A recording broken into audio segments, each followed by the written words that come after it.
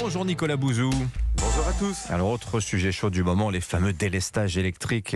Pour commencer, où est-ce qu'on en est de notre capacité de production électrique là, au moment où on se parle ce matin, Nicolas? Est-ce qu'il faut être inquiet pour les jours prochains alors que le froid est en train de s'installer sur le pays? Oui, je vais vous donner des chiffres précis justement pour que vous compreniez la situation. Aujourd'hui, sur un parc de 56 réacteurs nucléaires, 18 sont arrêtés.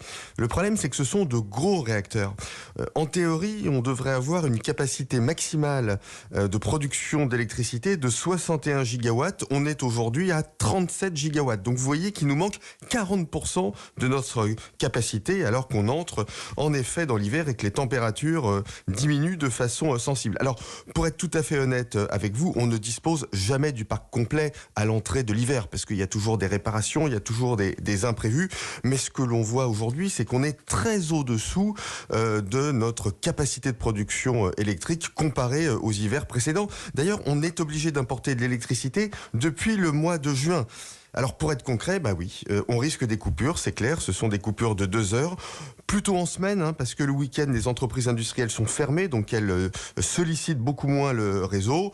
Bon, pour les particuliers, ce sera un traumatisme, surtout dans ce qu'on appelle les zones blanches, où il n'y a pas de réseau, il n'y a pas d'internet, il n'y a pas de téléphone fixe, c'est difficile de contacter les moyens d'urgence, et puis pour certaines entreprises, ce sera un vrai problème. Alors, justement, ces problèmes pour les entreprises, expliquez-nous un petit peu en détail comment ça va se passer dans les entreprises, notamment où on a un besoin vital d'électricité. Il y a des entreprises qui ne peuvent pas se permettre d'avoir des coupures de courant. Alors certaines organisations sont considérées comme critiques, c'est le cas des hôpitaux ou des institutions dans le domaine de la défense ou de la sécurité. Bon, pour elles, paradoxalement, pas de problème parce qu'elles seront alimentées en électricité. Le vrai problème, ce sera pour les entreprises classiques qui ne se sont pas préparées à ce type de situation.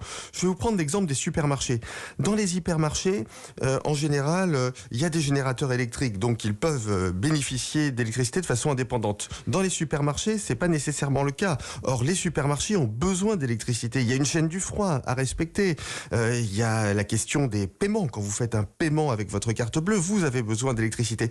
Et puis, la question fondamentale de la sécurité des clients. Vous ne pouvez pas recevoir des gens dans un supermarché s'il n'y a pas d'électricité parce que, par exemple, en cas d'incendie, on ne serait pas en capacité de les évacuer avec les garanties de sûreté qui sont exigées en France. Oui. Donc, les supermarchés devront fermer peut-être une demi-journée. Alors, l'impact en termes de croissance, il sera limité, mais ce sera très désagréable et franchement vexant pour le pays du nucléaire. On en finit par se demander, Nicolas, comment on a pu en arriver là quand même? Non mais écoutez, il y a des causes techniques qui sont connues, le Covid qui a allongé le calendrier de la maintenance, ces fameux problèmes de corrosion sous contrainte qui sont arrivés un petit peu par surprise, mais enfin bon, il y a quand même une cause générale diffuse, un état d'esprit imprévoyant, un champ intellectuel et politique qui a été laissé aux écologistes radicaux anti-nucléaires, un laisser-aller général. Alors oui, il y a des problèmes de délestage dans d'autres pays, c'est le cas en Suisse ou au Royaume-Uni, mais nous sommes le pays du nucléaire, nous devrions être les rois du monde. Et d'ailleurs, Dimitri, vous me permettrez de remarquer que les 3 secteurs qui vont le plus mal dans notre pays,